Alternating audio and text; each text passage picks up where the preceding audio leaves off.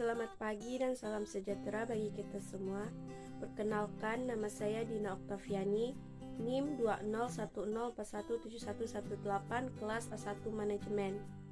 Tujuan saya membuat video ini adalah untuk memenuhi nilai mata kuliah Manajemen Pemasaran 1 dengan membaca ringkasan yang diperoleh dari menonton video yang telah diberikan oleh Bapak Adi Mursalin SEMM selaku dosen pengampu mata kuliah Manajemen Pemasaran 1.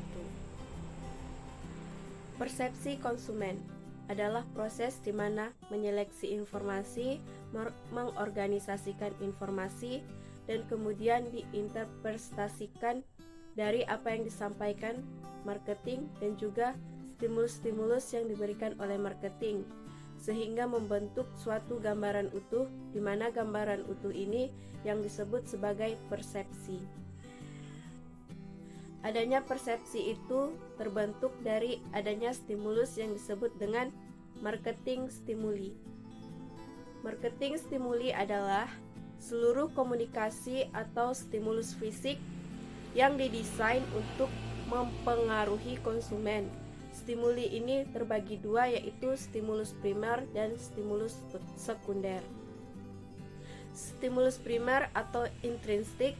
Stimulus primer ini terkait produk itu sendiri, yaitu dari produk dan komponen seperti kemasan, konten, properti fisik, dan lain sebagainya. Stimulus sekunder atau ekstrinsik merupakan stimulus tambahan yang memang di-create oleh marketer seperti desain komunikasi atau pengkomunikasian stimulus sekunder pada konsep produk. Selanjutnya ada karakteristik stimulus. Karakteristik stimulus ini didasarkan pada sensori elemen. Sensori elemen ini terkait dengan panca indera manusia. Yang pertama adalah visual, di mana visual ini merupakan indera penglihatan, di mana indera penglihatan ini menciptakan persepsi warna bagi konsumen, biasa disebut color perception. Yang kedua, auditory, itu indera pendengaran, di mana indera pendengaran ini akan menciptakan persepsi suara yang biasa disebut sound perception. Yang ketiga ada olfactory, yaitu indera penciuman atau biasa disebut smell perception. Yang keempat ada gustatory, yaitu indera pengecapan, biasa disebut taste perception. Yang terakhir ada tactile. Tactile ini terkait dengan indera peraba atau biasa disebut feel perception. Sensori marketing merupakan suatu strategi pemasaran di mana strategi pemasaran ini mencoba untuk menyentuh panca indera manusia. Seperti visual, salah satu karakteristiknya adalah warna. Sedangkan di setiap daerah warna memiliki makna yang berbeda-beda. Maka dari itu, dalam pemilihan warna kita harus memahami terlebih dahulu ketika ingin memasarkan produk secara global. Kemudian ada sensasi dan persepsi. Sensasi dan persepsi memiliki perbedaan. Sensasi itu lebih mengarah kepada proses di mana kita mendapatkan stimulus, sedangkan persepsi itu seperti kita sudah mengambil sebuah kesimpulan. Terkait dengan stimulus, ada yang namanya teori SOR atau stimulus organism response. Merupakan proses komunikasi yang menimbulkan reaksi khusus sehingga seorang dapat mengharapkan dan memperkirakan kesesuaian antara pesan reaksi komunikasi.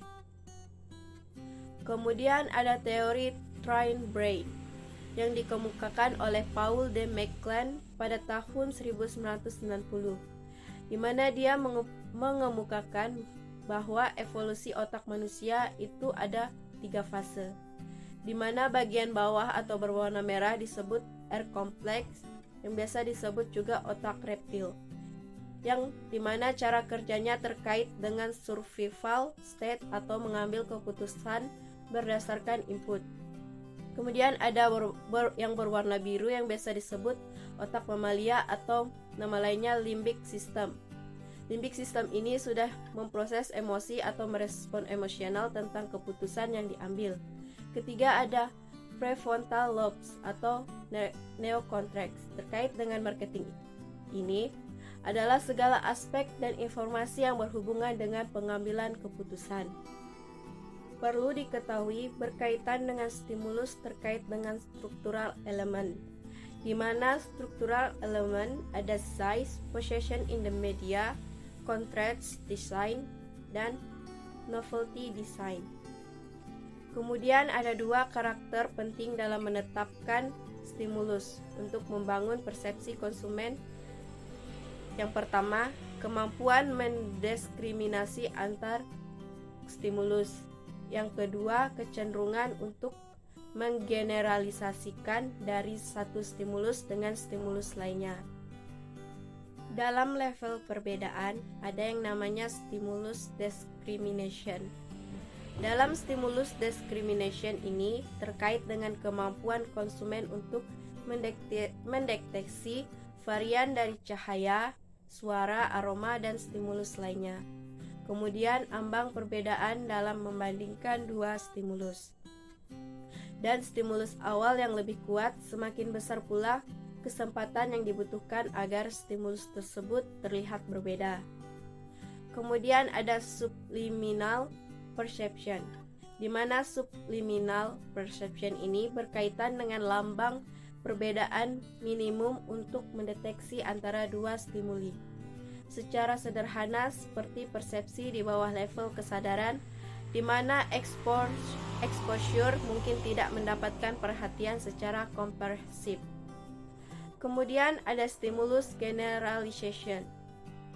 Ada beberapa hal yang harus ditekankan dalam stimulus generalization. Yang pertama, generalisasi akan penyederhanaan brand evaluation. Yang kedua, konsumen tidak perlu membuat penilaian terpisah pada setiap stimulus.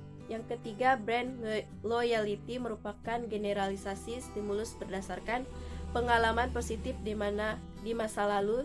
Yang keempat, brand leveraging merupakan kelanjutan dari aplikasi family branding. Sekian yang dapat saya sampaikan. Atas perhatian saya ucapkan terima kasih.